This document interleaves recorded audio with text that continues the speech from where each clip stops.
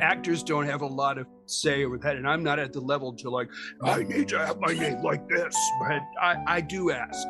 I just say, look, I only have one, I'm happy to, if you would just do me the favor of just doing this is how it is, but I don't make a big deal of it, there's just, there are other things in life to really complain about and really worry, and that's not one of them. But it is nice when people do that, because that that's a in my book it's like, oh, that's who he is, boom, So I want to welcome you to another episode of Media from the Heart. My name is Ruth Hill and I'm your host. And as we kick off this second season of my podcast, which just kind of blows my mind, you guys have made this happen. I am honored and privileged to introduce you all to an actor by the name of Scott Summitt. I've known him for a while, but it was our first virtual or any kind of meeting. I've gotten to interview him before, but this was a very special podcast. Maybe you don't know who Scott is, but I'm going to make a prediction. By the end of this podcast, you are going to be in love with Scott Summitt, and you're going to say, where can I watch everything he's ever been in? Just be sure you check out the links. And so without any further ado, Scott Summitt. Well, I want to welcome you to another episode of Media from the Heart. My name is Ruth Hill, and I'm your host. And today I always have a very special guest. I mean, that's what I'm always saying, but it's true. Scott Summitt is actually somebody that we connected a couple years ago, and I did an interview, and it was done via email. Well, it's an upgrade. We have just finally met over Zoom. I was going to say in person. I mean, I guess it's as close to as in person as you can get right now. Right.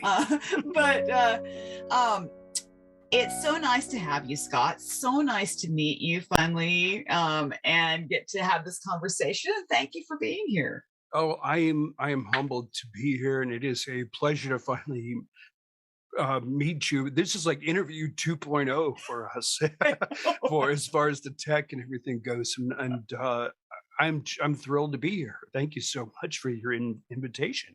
My pleasure. And we have a nice virtual audience that I'm sure we'll be hearing from a little bit later here. But I want to introduce you guys to Scott. For those who are unfamiliar with him, I have a wonderful little bio to read about him. So, Scott Summitt plays characters who are smart, funny, and a little quirky.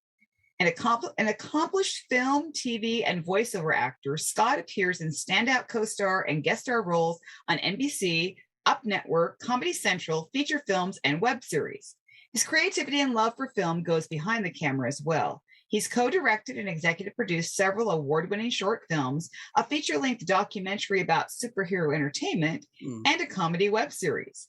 On camera, on microphone, or on stage, Scott's dedication and commitment to his craft, coupled with his focus and lively energy, always leaves you wondering what's next from the guy who's offbeat, smart, and full of heart, which I love that ending. By the way, I love that. I think that was lots of fun. When I was reading through it, reviewing that bio, I love that. And that's actually when I invited people to come, that was the phrase that I took out of your bio, because I really liked that. Fantastic. You don't know how long it took to like brainstorm that log line. I was working with a casting agent that I was she works with actors and has this wonderful program, and we were working on log lines, and that took a long time to melt when you're trying to think of everything that you do and then to kind of put it into one little succinct summation, like that. It was really took a lot of hard work, but I'm glad you like it, because that means I was on the right track with that. So that's right. So I know you and I've done an interview before. Some people may have read that, and some people might be familiar with your work. But I want to first of all ask the question, because I know that this is a question. Now, people who are watching this might not realize how you spell your name, the way in which you spell it. Because it's a little bit, just like what we read about it being a little bit offbeat, you might describe it as offbeat, a little bit quirky. It's very unique to who you are.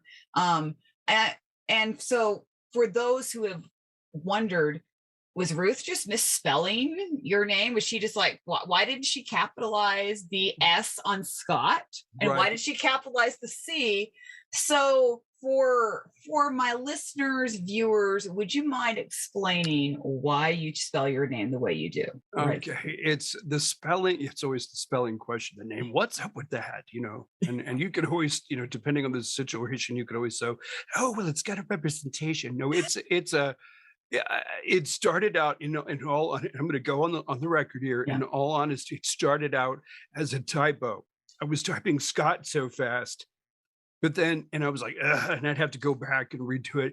And then it just seemed like it was becoming a very natural thing to do. And so I just kind of took that as a sign. I'm like, yeah, this is really kind of more who I am. I know it's kind of hard to explain that, but I always just say, well, the big O in the middle represents my heart, because I'm a big heart centric performer. So I usually say with that, but it's good for opening conversations. And honestly, it just seems like I have grown into it. What started out as like a mistake, and now it's like, no, this is who I am. Yeah. It's just so, if you wanted to spell Ruth with a Q, I'd be like, hey, I'd be all for it. Why not? There you go. Well, the only problem I have is that it always autocorrects. And that's what I'm running into, because I'll be writing it along and then like, wait a minute, that's not how it's supposed to go. Why did you you're supposed to autocorrect. Right. You can always blame it on the autocorrect, or shake your fist at me, when you're typing. So does this become an issue like when they are listing in credits? Are you one of those people who are very insistent about it being written that way, or do you just go with whatever they go with? I am a stickler for accuracy. I won't lie about that. But sometimes when there are filmmakers and people I've worked with who will do it just as it is in the contract, and that's how it's listed on my SAG card. So that's kind of my professional, But then there are people who just put it into the credits and then the end crawl. Actors don't have a lot of say over that, and I'm not at the level to like, I need to have my name like this, but I do ask. I just say, look, I only have one. I'm happy to, if you would just do me the favor of just doing this is how it is. But I don't make a big deal of it. There's just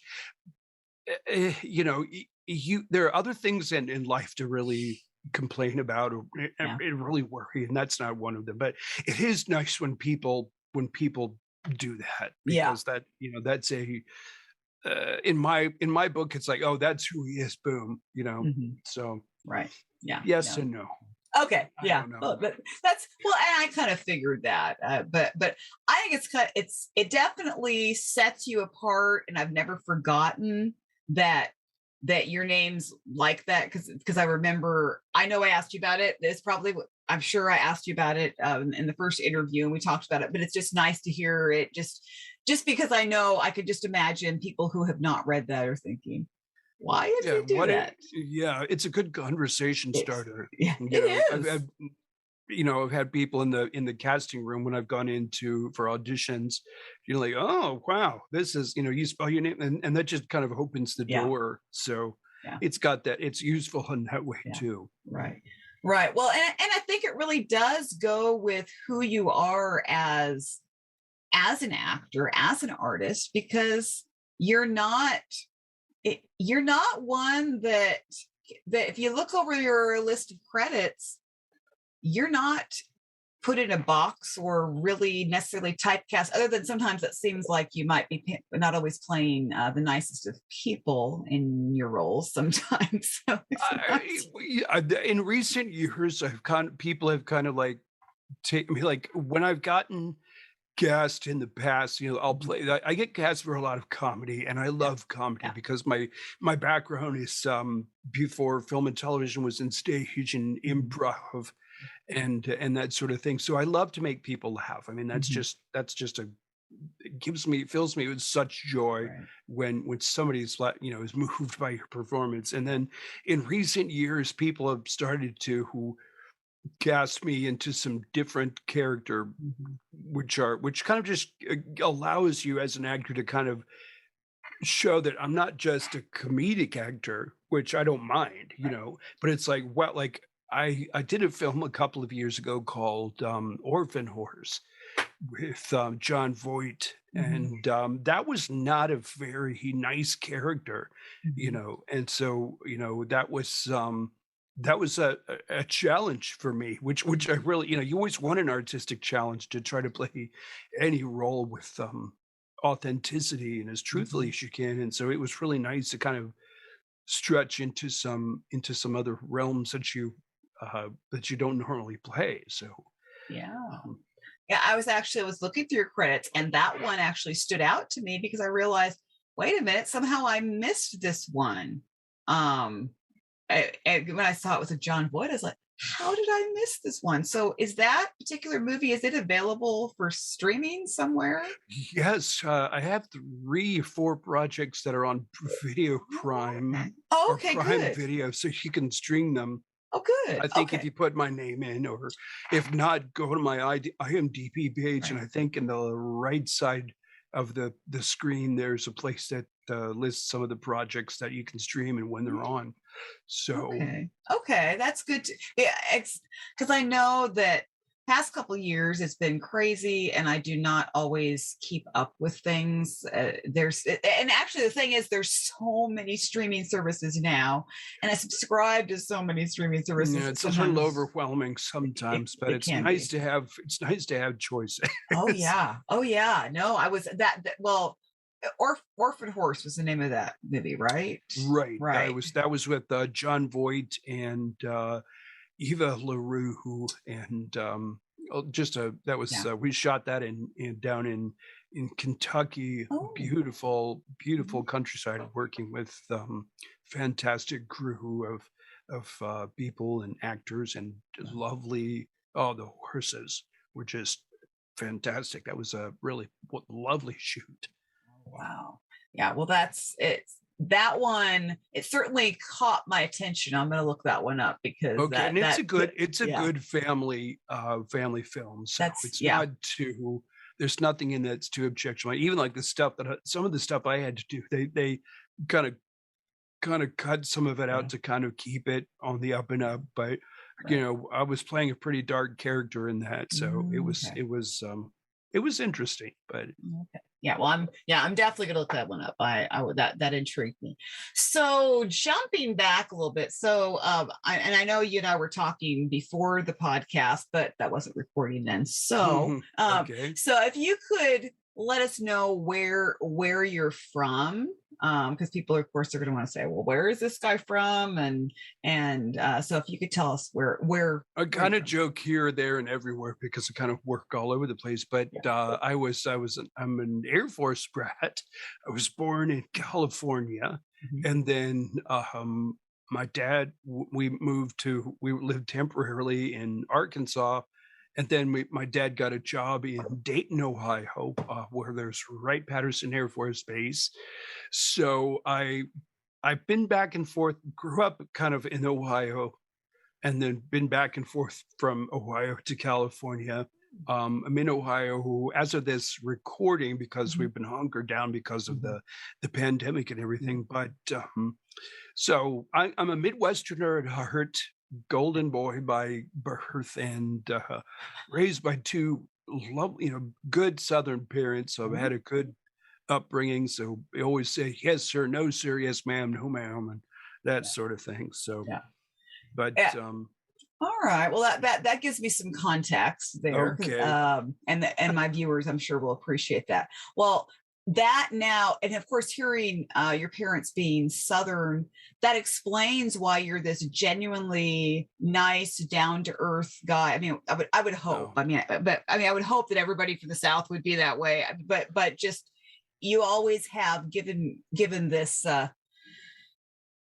You always seem to be such this nice, almost not, I don't want to class you as being necessarily old fashioned, but you have those old fashioned values. Maybe that would be the way to say it. And well, it comes across.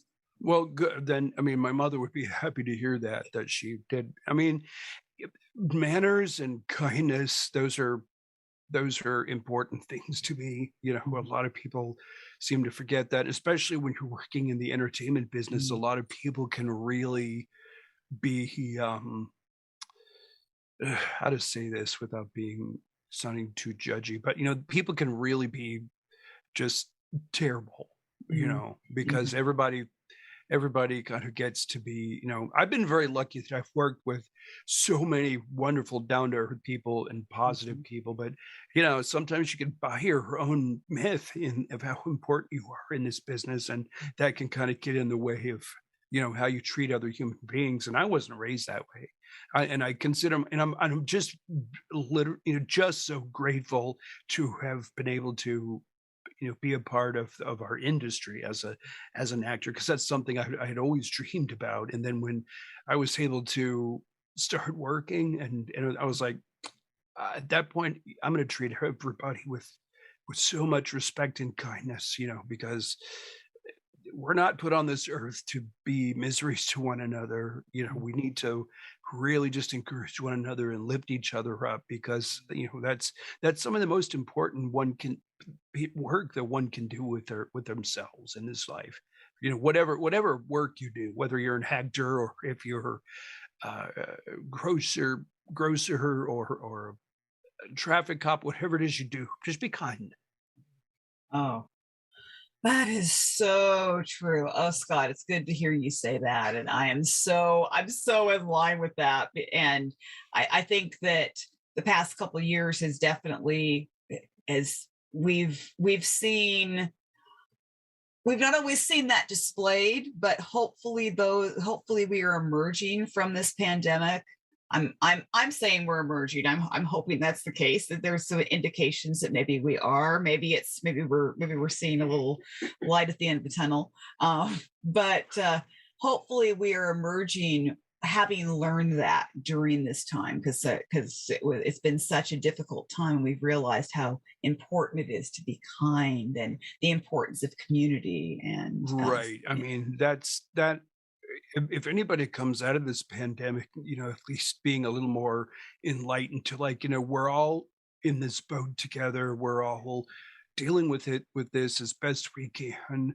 There's really no uh, point in being so up in arms about so many Yeah. things, or so negative or whatever. And the older I get, the more I'm sort of like, I'm just really push against negativity by going like, you know what, I'm going to give them a smile. I'm going to put something out that's going to lift somebody up. I'm going to say hello.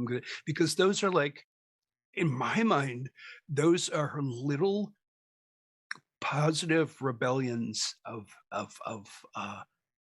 positive revolution. I know that sounds weird, but it's just like the smallest little bit of goodness that you can do on a daily basis can really have such a ripple effect. You may say a kind word to somebody, and that's the first nice thing that somebody's heard that day.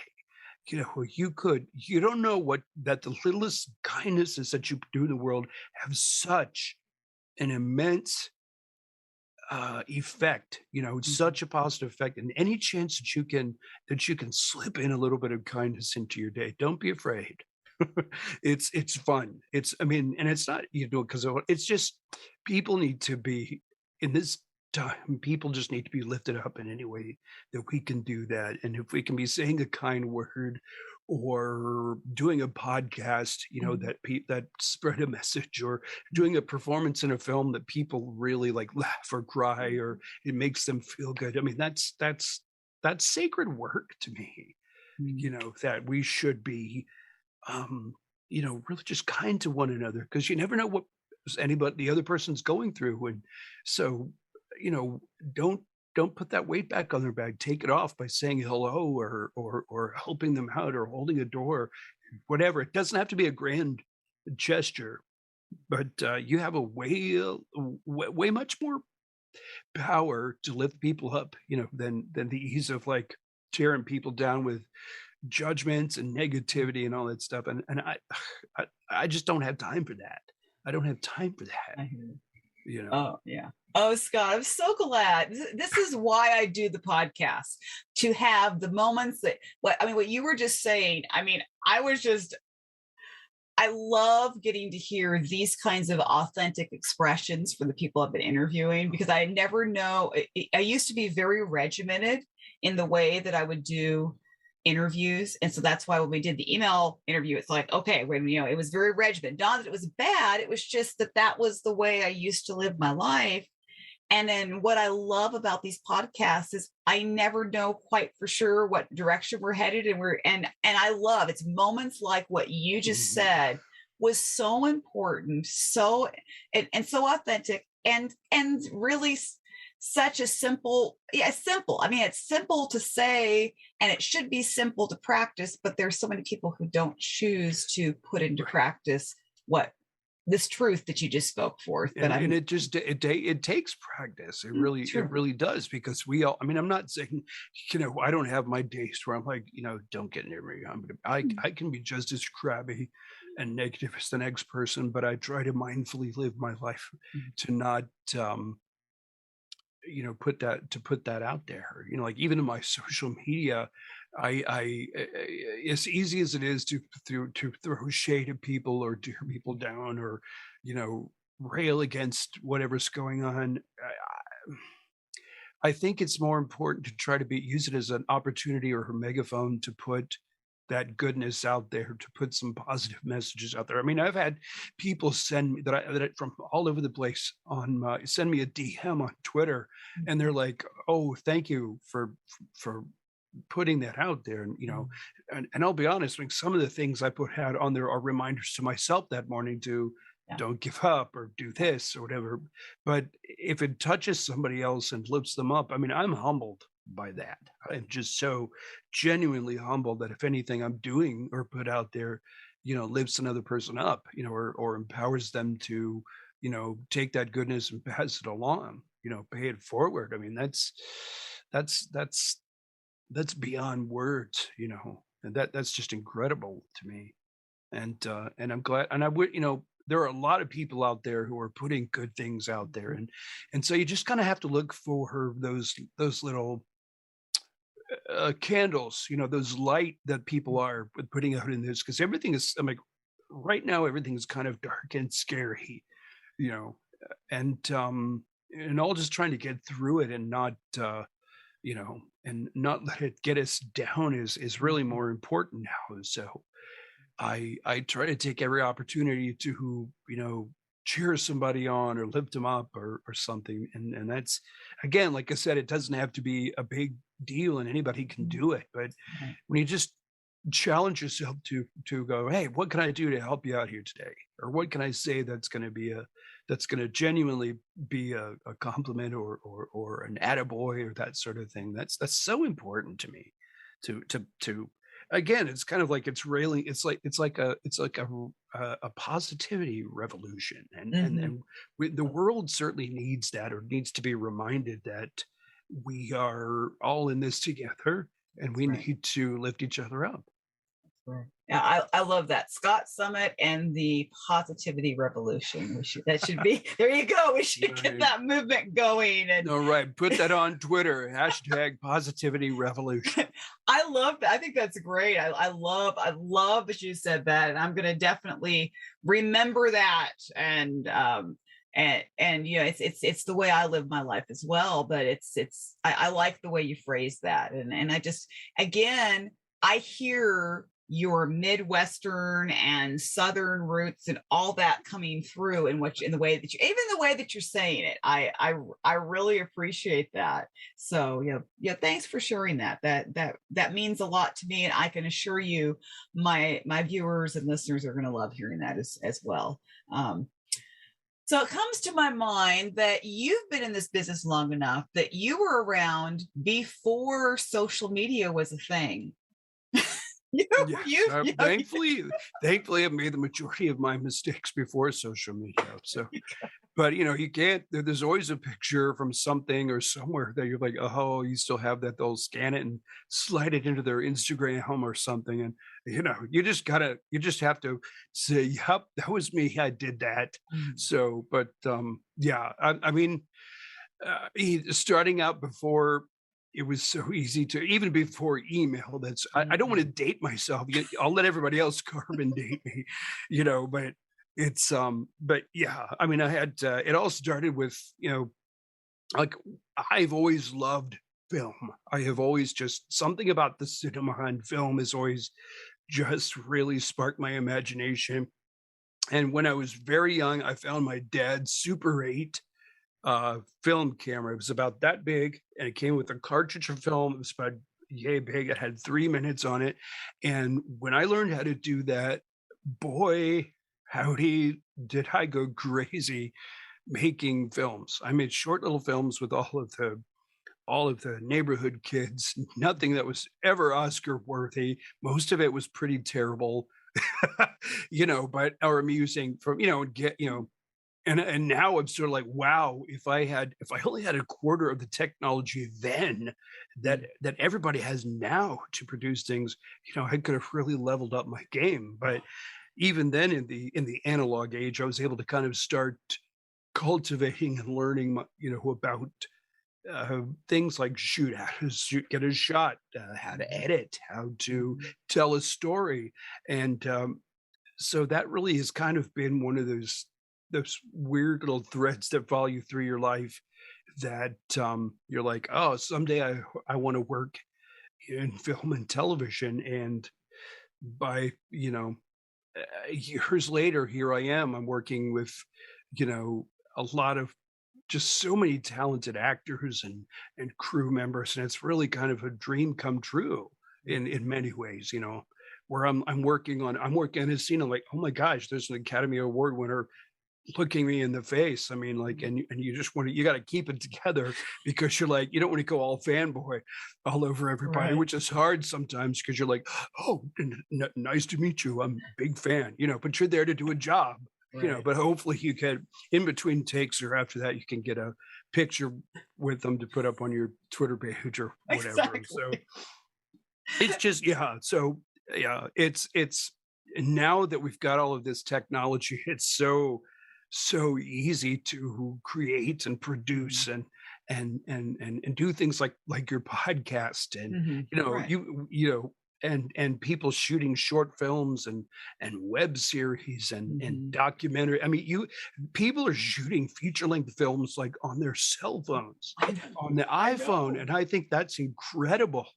Yeah. That puts that power into so many people's hands to tell their stories, or to start in their backyard or whatever, if they have any aspirations of working, in the entertainment field, that you can start anywhere. And even if you don't have any big aspirations of being a movie star or Mhm. whatever, you can still create your own work. And Mhm. that is incredibly exciting to me, Right. to do that. I mean, I've worked with people on producing short films Mhm. and web series and all of that. And it's really amazing how the technology has simplified the process. And so many people, are now learning how to do computer graphics Mhm. and edit. And then you have these like I worked on a science fiction web series called Aiden 5, Mhm. which was like, and they did that all against the blue, like a green screen. So Yeah. when we were doing our scenes, we were, just playing opposite one another. But then when you saw the ending, they had put in the backgrounds, and all these were like hand drawn backgrounds that they did, Mhm. and filters and everything. It had just this film noir sci-fi look, and Yeah. it was incredible that they did this at home on their computers. I mean, I'm always impressed by people like that. I mean, Yeah. yeah, I produced and I've directed and written some, but Mhm. first and foremost, I love to act. But then when people take what you've done and then blow it up after that and see the end result, it's just amazing. Yeah. I've been in this for a long time, but I never stop being, amazed by Mhm. the incredible things that people can create on every level of the business. It's just, I never want to stop learning because I'm always the kind of like, wow, how did you do that? I always want to ask questions. I try not to be a pest when I'm on set or whatever, but when I see somebody doing something, I like to, I like to learn, Right. because I think it just makes a more well-rounded performer. Well, there you go. That would explain why your career, even though, okay, it's not like you may not be an A-lister, which I don't know, it's not but thankfully you're a working actor. I mean, you've got, and really, my that's where the heart and soul is. I mean, as far as I'm concerned in the industry, I'm not saying, I mean, sure, I love the A-listers, I love the leading actors. I'm not saying I don't, but when you think of the films and shows that we watch, it's those actors that we might not even know their names, but we start seeing their faces pop up, and we know that they're going to have that character role that's Mhm. significant to the plot. I mean, right away, what comes to my mind is still probably one of my favorite films of yours, Runaway Romance, which just absolutely, I still, I mean, and I know your role was. Some people could say, "Oh, well, it was a small role," but your role was pretty doggone significant in that I film. got a lot of screen time. Yeah, I won't, that's and I good. got, and that was another really fun Yeah. uh, a project to work on because like I had gotten the audition from my agents in Louisville, Kentucky, Mhm. and they sent it in, and I self-taped. As you can see, I've got this background. This is all Okay. part of my home studio, and Okay. Yeah. I did my auditions, and then the day came where like you need to come down to Louisville because the you've got a callback, and Mhm. whenever if nobody knows what a callback is, a callback means they wanted to see you again. They really liked what you did in the first audition, and Mhm. so now you're like, okay, this is the next phase two. Mhm. And I was going to audition in front of the director Brian Herslinger and the producer George Shemaya. Um, and I was there, and it was what was funny. It was like I had gotten called back, and I'm sitting out in the hall, and there's like five other guys and me, and all these guys are like, they're like good looking guys. You could like drop each and every one of those into like a Hallmark movie, and they would like fit the mold, and they would be perfect, and all that sort of stuff. And then I was like, I'm not, which I was like Sesame Street, which one of these things is not like the others.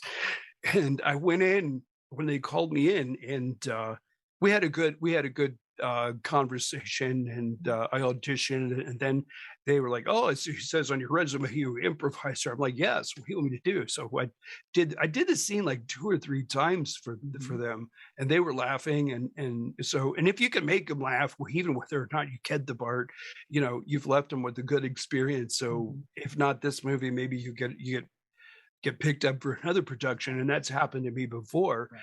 And then I left, when I was leaving, going, "Okay, I had a good time. That was fun."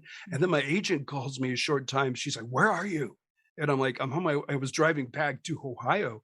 And she's Mhm. like, "Wait, just wait for a second." And then she called me again, and she's like, "They want you to play the role," and that's always like, that was an Yeah. exciting experience, but and then I got to work with an incredible, cast of younger actors, you know, uh Danielle Mhm. Church, and didn't work with Trevor Donovan. We didn't have any scenes together, but I Okay. met him Yeah. on set. Really just such a Oh, genuinely yeah. Yeah. nice fellow. And Gladriel Steinman, and then Mhm. working with I worked mostly with Tatum O'Neal in Yes. the scenes, and Yeah. so I'm like, that was just fun. I'm Yeah. like, here I am working opposite, and I've liked Tatum's work, ever since she was, young, so again, it's like you're on set, and you're like, what am I doing here? I feel somebody else should be sitting here, but then an acting teacher told me, they said, "Look, when you're on set, you did something right. Mhm. That's yours, so enjoy it. Be thankful and just enjoy that you did something." And they just, uh, liked the lightness, I guess, I brought to the role, and it was a fun part. And they even let me improvise. Like some of the lines in there aren't in the script, that were in there, and I won't say which ones, but we were having fun on set. I was dropping in names of the set people, assistant director, when I was, bellowing at several people, and it was just fun. They were. I think they got a kick out of being name dropped in the productions too, and and it just was and it's just a lovely story. I've had a lot of people tell me how much they really enjoyed. Who doesn't like a good romance story, right? Well, yeah. Well, and then when you put a little bit of Amish stuff to it, I mean, it's well, and then for those who I could tell you that a lot of my listeners and viewers are huge Trevor Donovan fans, and if they haven't seen this movie, it's definitely worth seeing. It didn't air on Hallmark, but it aired, but it was a really good one. Yeah, it was on the Up TV. Yeah, and I do think I may be wrong, but I do think it was shown at least once on Hallmark. It might have been shown on their streaming service. I think it was on their streaming service, and so yeah, quite probably. But it's one to if you haven't seen it, it's well worth seeing. And Scott, your part is very memorable. I mean, it was like really very. It was the entire. I'm still waiting for a second. For a sequel to that, because they're supposed to. At the time, they were talking. The author had written 3 books, I think, and at the time they were talking about having some, a sequel to that. And I'm like, you want me to come back and play Doyle? I will be happy to do it again. So. Absolutely. My dance card's open right now, so let's make it happen. There you go. I know. Well, I tend to think the pandemic did put a wrench in the works for a lot of projects, but that doesn't mean it can't happen, because we know that sometimes sequels. Well, no, not just sometimes. Usually, it takes sequels quite a while, and unless you're an A-list, unless it's a huge studio doing it. But even those, you sometimes have to wait a while for a sequel. So there were a lot of like major pictures that even got they had to just completely stop production because until we kind of got on top of COVID-19 safety precautions and really just kind of figuring out what we're up against. But there's a lot of productions that have been getting back up to par, and there was like other films that I've seen that are like, oh, you shot that during the pandemic. I had an opportunity an offer to shoot a film during that, but I turned it down because I wanted to, because I'm in a multi-generational household right now, and I didn't want to bring anything back. I had to be concerned over the health of everybody else. So I kind of, had to turn that opportunity down. And believe you me, I don't like to turn down work. I don't think any actor, worth their salt who wants to be a working actor should say no to everything. But I mean, you do get to a point where you're like, there are certain things that you want to do, and certain things you don't want to do. And I've been very lucky that I've worked on a lot of different projects and stories, because I wouldn't want to just be doing one thing over and over and over again. I think that would be very boring in a way. And I don't ever want to phone in. I don't want to be just phoning in a performance. I really take pride in the preparation and everything I try to do to make people laugh, or just to genuinely help to tell the story from my role. So well, Scott, I don't think you'd ever phone in anything. I could never see you doing that. You take your work seriously. I mean, which you have to. I mean, I'm not saying you don't enjoy it, but you take your work seriously. I see that in you. Yeah, strongly. I mean, we're there to do a job. You're there when it's a lot of people see acting as like, oh, that's fun. That looks like it could be a lot of fun, and it is. But then again, we work a lot of very long hours, and and the actors kind of they're kind of the face of it. But if you think about all the people behind the scenes. Yeah. All of the crew members and everybody who works really, really hard to make that done. I mean, I have such deep respect for everybody because every job they do is helping to contribute to the production. Like so many people, we are all we're in a society where we see things we stream it for a couple of hours or an hour, or we go to the movie theater and we're like, oh, that was fun, and we don't stop to think because we're so used to like consuming, all this content. We don't stop to think about, wow, this took 3 years to make, 5 years, maybe longer, to even get it into production. And so I used to be one of those people, like we went to the movies, we're like, okay, we're out of here at the last scene. But now I'm like, no, you sit there until the end crawl goes up, because all of those people that thought maybe hundreds or thousands of names had scrolled by, everyone did an important part to make that happen. So sit there. That can be your way of saying thank you for what you did to make this happen. That's right. Exactly. I'm assuming Paula, you're ready, right? You're like ready. Okay. She's always ready. So yeah. So yeah. Go for it. Hello again. Hi, Paula. I'm going to a couple quick questions. Okay. On stage, on camera, or on mic, which do you prefer? Oh, that's a good question.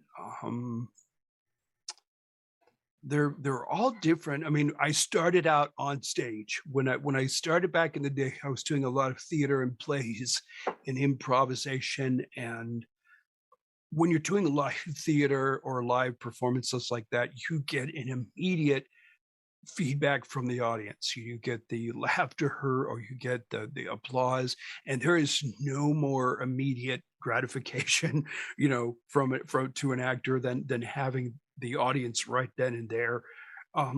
So I guess I kind of lean toward live, although I try to bring that same energy and commitment to any of the film roles that I've been lucky to do, and now starting to do some voiceover stuff.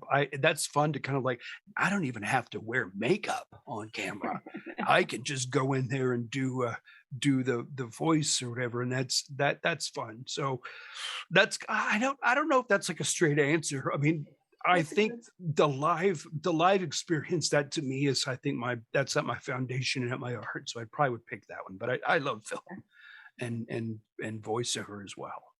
Now you said voiceover, but for someone like me who I don't know what it is, what are you doing, or what is a voiceover?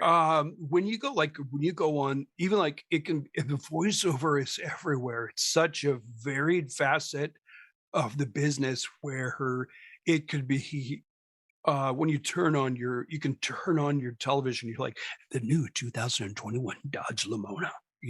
That sort of, you have the car commercial, the voices that you hear, or sometimes life hurts. That's why we have Centrum Silver. You hear the voices, the voices in the commercials that are, helping to tell the story or tell you about the product. And then there's audiobooks is another where you listen to audio on audible.com or on CDs from the library or streaming online, where you have a lot of these really talented voice actors who are telling stories, and you just put your earphones on and listen to these, compelling performances. And then there's animation, where you hear, all the gee whiz, what are we going to do today? You hear all these kind of silly, it's just so varied, but it's the voice component that your actors are playing roles or doing narration, or even to the point you're like, voiceover is even like when you call somebody, you're like, thank you very much for calling our business. Your call is important to us. Dial 1 to talk to a real person. Dial 2, just go back to number 1. Dial 3 if you're getting frustrated. That's voiceover too. And there's a lot of people who do that really well for business and all of that. So I kind of tend to lean into commercial and audition. That's kind of what I've been leaning towards in the last few years. I've always gotten auditions from my agents to do voiceover and all that, and then it was just in the last 3 years I've seriously working to level my game up with getting a good system and getting some proper coaching and really trying to up my game so that I can because it's a very competitive, um, Yeah. you know, part of our business. So, you want to do the best you can, but still be authentic and be you because it's just, and it's just a joy. The whole process is a joy. But, Is there but one voiceover that you've done already that we could listen for, or that um, stands out that's your I favorite, or did that one. I did one that I had to sign a non-disclosure okay, agreement, so I can't really okay, say. But I've got samples of some of my commercial demo. I'm working to kind of show some other examples okay. of things I've done. I've done some audio drama, so I hope to have those clips up on my website very, very soon. So, Okay. hopefully I'll have some more things for you to listen to there. But Okay. You have a very smooth voice. It's very calming to listen to. It's oh, absolutely wonderful. Do you have to thank you. do anything special to take care of it so that you don't strain it, or so that you don't, so you keep it? I mean, it's really is soothing. You could listen to you forever. Oh, well, thank you so much. I try not to yell too much. We don't want to. I mean, I've done movies where I've had to yell and scream and stuff, and by the end of it, I'm like drinking tons of tea, warm tea or drink. And I always I drink so much water during a day. I just try to keep from straining my voice too much as well as keeping hydrated. And I know other voiceover people that in the last 2 years, I've like really cracked into the voiceover community, and there's some lovely, just beautifully they're so gracious with their information when I'm like, "How did you do that?" Or, "What Mhm. do you do if this happens?" Everybody's so gracious with sharing information, and there's so many things that people do from, um, drinking a hot tea with lemon, and then there was something called oiling, which was like they take certain essence oils and use that to keep their vocal cords lubricated. And I couldn't even begin to get into it, but Mhm. I just try um, not to yell too much and warm up a little bit before I go before I go on mic. Mhm. So, and I'm still learning, so I'm always open to any other suggestions that work for people. But Okay. It said also that you were a writer. So what type of writing are you doing? Are you doing like stories, or just commercials, Yeah, or I've always written stories ever since I was young. I was always, uh, handwriting stories and drawing the pictures when I was really, really very, very young. And then in my early teens, my dad got me like an old, like Remington typewriter from the 30s, like a really old antique. And I would pump out stories and poems and bad scripts and everything. I was learning my craft on that. So and I've still got that typewriter. I don't use it, but I always joke that my dad bought me that was my first word processor, that I got. In recent years, it's mostly like um, short story scripts, short films. Mhm. I've had the pleasure of working with several people in a competition called the 48-hour film project, Oh, yeah, in okay. which they do it all over the world, all over the United States. And you put together a team of filmmakers and actors. You don't know what you're going to do. You randomly draw a genre, a type of film, like you might do like an action film or a romance Mhm. or a science fiction or a scary film. And then you have a couple of prerequisite. You have to have like one line of dialogue. It could be something as innocuous as like, "Oh, do whatever you want to do."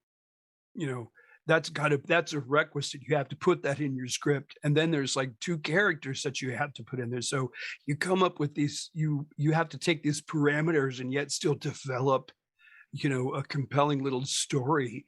And that's always been a great challenge to try to come up with stories and collaborate with people. And I've been very lucky to do some really fun little films like that. Like the very first one we ever did was a short 7-minute romance film called Imagine This. I think it's on my IMDb page. And that was something that we did. And I got to work with some incredible local cinematographers, and we co-directed it and co-wrote it.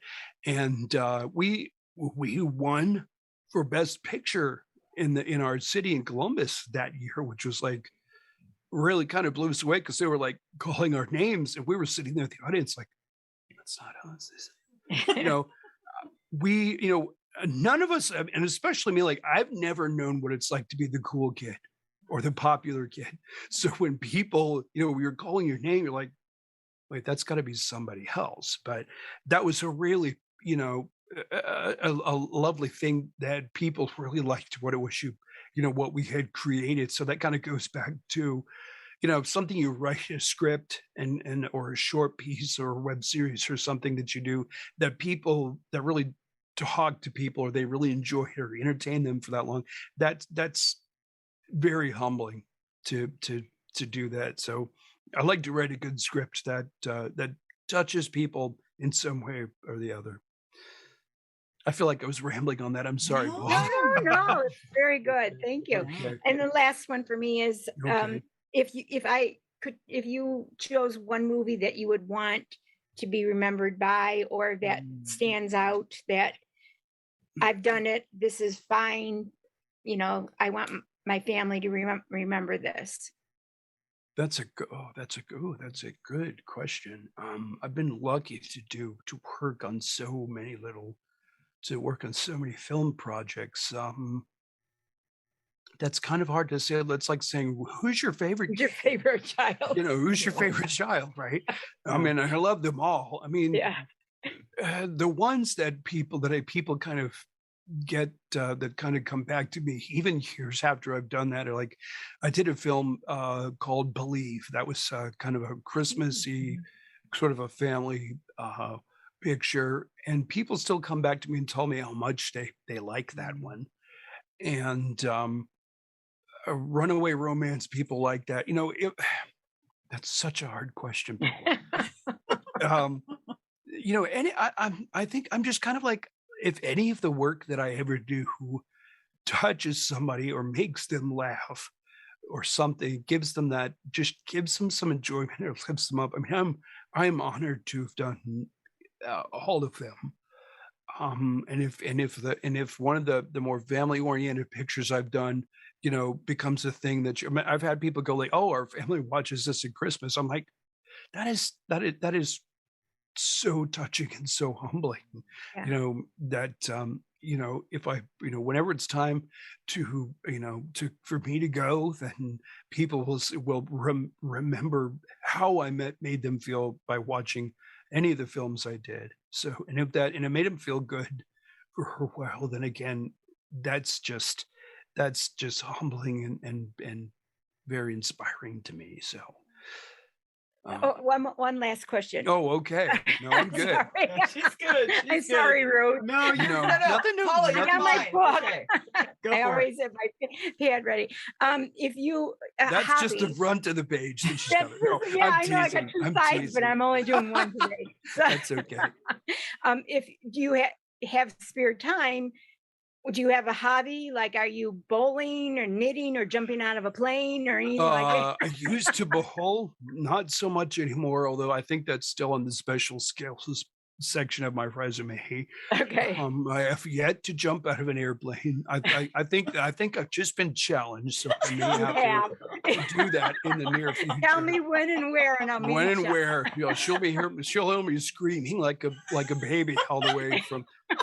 I could hear him from 10,000 feet. What a baby, I would too. In between, when I'm not studying or trying to keep up on my craft or make a film or whatever, I like to do things that really inspire my creativity.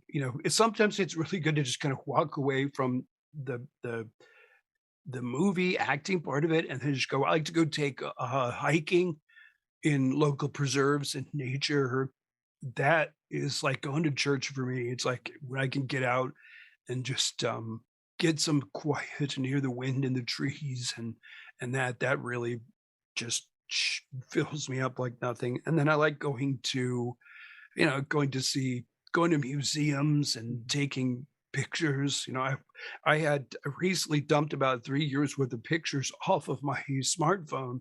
I didn't realize I had kept all those. And I was like, boy, and I was like, that's 3 years of my life that I've had different pictures. And I have people going, like, why don't you put that up on Instagram? And I'm like, maybe, but we put so much of our lives up online anymore. I'm like, I like to keep a little bit for myself, just to, but nature, photography, museums, just or seeing old friends I don't get to see all the time and hanging out and laughing until my face hurts.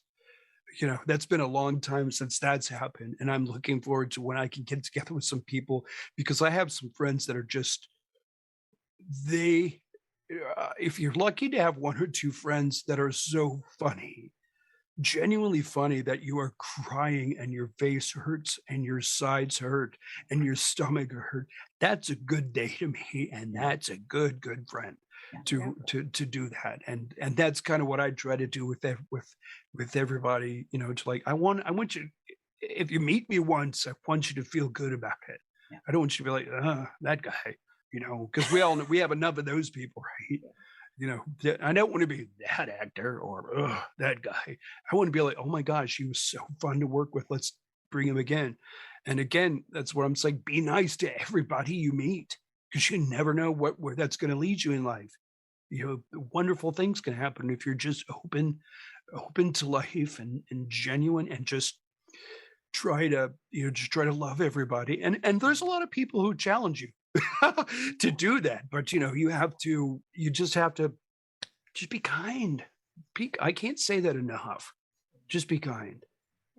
And I thank you ever so much. This has been a delight, and you have made my day. So thank you. I'm humbled, Paula. Thank you so much. Those were wonderful questions. Yes. Yeah. She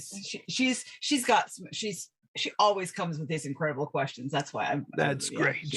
Next she's going to have her own podcast. I know. I'm looking for that. Just a few months ago, Paula actually stepped out of an airplane at 10,000 feet, and it is the most inspiring video to watch. Oh, wow. I sat and cried. I mean, I've watched it a couple of times, and I've just sat and cried. It's just so inspiring. So Ruth needs to send that to you if you want to be inspired. Oh, that's wonderful. And what she has accomplished in her life, it is just incredible. And it's an amazing video. So Thank you, though. I so enjoyed listening to you so very, very much. Thank you. It was an inspiration. Thank you so much. It was, I just really enjoyed it very much. And just the words you had to say about how you treat people and how we need to remember to treat one another were just very inspiring and a good reminder. So thank you for sharing. Thank you, Neva. That means I deeply appreciate that. Thank you. Yeah, you can see I owe a lot to that woman. You definitely, because you raised a good one there, Neva. Yeah, she's pretty incredible. We could go on, but yes, Paula did post that video. I you'll have to send me the link. I'd love to watch it. I didn't know Paula was such a daredevil. Paula. Yeah. Wow, that's incredible. Yeah. Okay, so she's dropped the gauntlet now. Your turn to jump on an airplane there, that's mister. True. Yeah. You didn't know that's where this podcast was headed. You didn't know what you were going to get that on. Boy. Well, I just wanted to thank you too. It's been very inspiring. But thank you, Ruth. A couple different voices. And do you do other impersonations? You did the little something. So do you do it? That's just one of the voices I annoy my family with. I'm always practicing, going like, doing some kind of a, playing around with different ones. And sometimes, and I don't do any impressions, per se, but sometimes when you try to do somebody and you do it so badly, you have like wow, that's a new character voice I could use. There's some, I don't do celebrities. I just do silly voices, and then you try to marry the silly voice with an authentic performance, so that you've got the acting component, but then you still have that that touch of whimsy or silliness to it. So that's always a challenge to try to, come up with some new things. And anytime that people give you the opportunity to do that, I'm like, I am there. I'm like, let's put these headphones on, get that mic. I'm ready to, you got to be afraid not to look like a complete and utter fool. And then sometimes you just look so silly. And if you can get over being like, don't worry about being silly in front of people, because at that point they're like, what do you have to be afraid of? You can go jump out of an airplane at 10,000 feet. Just saying. But I drive my family crazy because I'll be, trying to, why don't we try to do a voice like this, or something, or the television will be, they're doing the voiceover on the commercial, and I'm sitting there repeating it. The new 2022 Dodge Lamona, now for 3.9 APR, all that sort of thing. And they're like, what are you doing? Thankfully I have a supportive, loving family that they're just gonna like, just let him do his thing. He's just, and it's taken them a long time to come to that, but it's, I'm naturally silly, I guess, because it's just one of those, I don't know. I'm not like Peter Pan. It's like I don't want to grow up, but I'm sort of like, life's pretty good, so let's just have fun while we're all here, right? I'm sorry. My answer was like way longer than your question there, Ruth. So I'm sorry. That's good. Yeah, it's fun. Thank you. Yeah. You're welcome. Thank you. Yeah. All right. Well, so is there anything that's recently out or that's coming up that I've got a couple of things. The most recent project that I did came out, and it's another family film. It's like a really fun and silly film called what's it called? Let me look this up real quick. Right. I have to look it up. Okay. Secret Agent Dingledorf and his trusty dog Splat. That's the title. It's just a lighthearted family kids film. I got a call from the director Billy Dixon. I worked with him a few years ago on the film Believe, and they were great to work with. And I worked with him and the star Ryan O'Quinn, two just great people to work with that I hope to work with again if you guys are listening. So let's get the band back together. I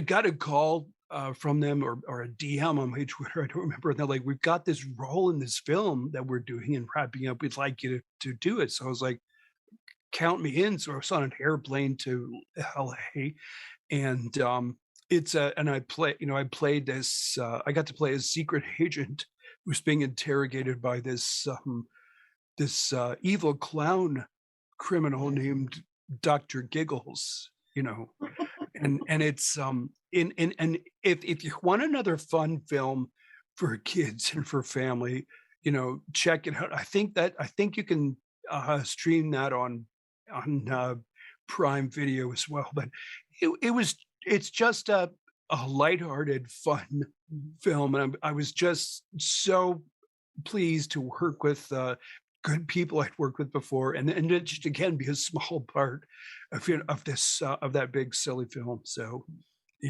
that's the latest project. I mean, I've been auditioning for other things, and as any working actors do.